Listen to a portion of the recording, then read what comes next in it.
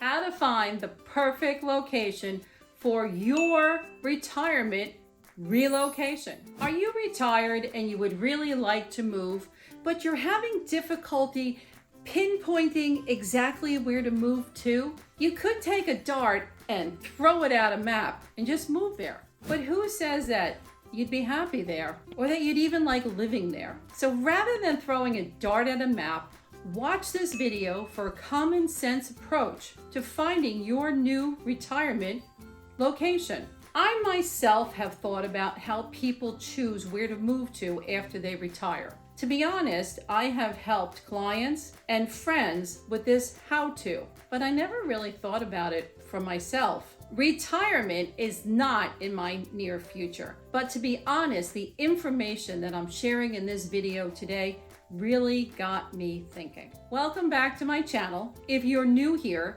my name is Rochelle Ward and I'm a licensed real estate agent in the state of Connecticut, and I have a passion for helping people transition to their next chapter. I belong to a closed group on Facebook for women who are, let's say, older. I'm a frequent flyer in the group. I'm not an active participant. I observe. I'm not stalking, I just observe. Little did I expect that I would gain such great insight to how people select a location to move to after retirement if the move has nothing to do with moving to be close to their children and or grandchildren.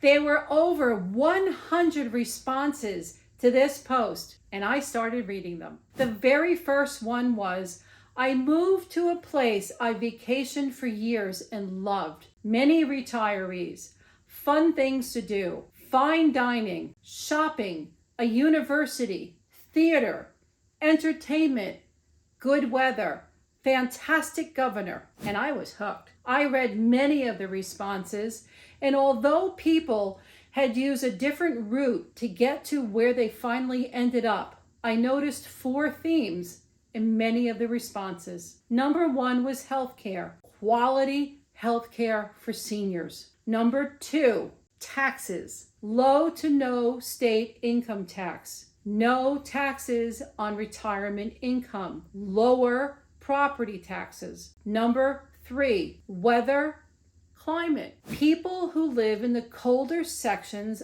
of this country don't want to shovel snow when they're older. And number 4, affordability. I think we all know what that one is. So how did people hone in on exactly where to move to? Many of the posters made up lists that included the items that were important to them for their new location to have. Those items were in addition to the 4 themes that I've already mentioned. And they included things like proximity to friends and family. Some wanted to move closer and some wanted to move further away. Proximity to higher education, colleges, universities. Number 3, proximity to a city. Some people wanted to be out in the sticks and others wanted to move right into the belly of the beast. Number 4, activities. Things like walking, jogging, swimming, biking, etc. Number 5, no steps. Number 6, a smaller house than the one they already lived in. Number 7, good to great restaurants, no bad food. Number 8, access to airports for traveling. Once people had their list together, I saw 2 approaches on what they did next. One was old school and the other was techie. Old school was they went to the local library, spoke to the librarian, and did all of their research manually. Techie was they went to a Google search, typed in all the information that was on their list, and then looked at the different locations that came up and met that criteria. Next, they started to visit the locations that they thought they might be interested in living in. Some people rented VRBO, some went Airbnb, and the purpose was to immerse themselves into the communities that they were interested in moving to and get to know what was going on there. By staying in a VRBO or an Airbnb, they were able to go to the grocery store, go to the liquor store, go to the movie theater, go to community events. And while they were out and about in the public, they spoke to the local residents.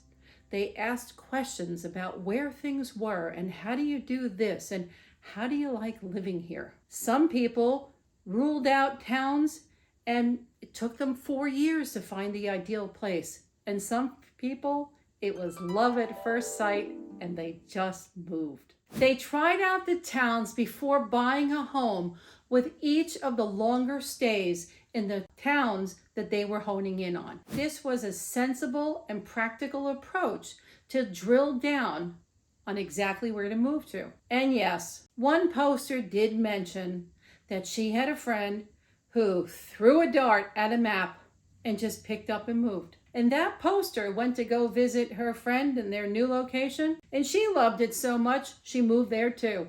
As a side note, I learned something else rather than just selecting a location to move to after retirement. I learned a new acronym, CFBC, Child Free by Choice. I guess this is what a DINC, DINC, grows up to be. I hope you found the information I presented today to be helpful. And if you have, please give it a thumbs up and subscribe to my channel for more things related to real estate. Thank you and have a great day.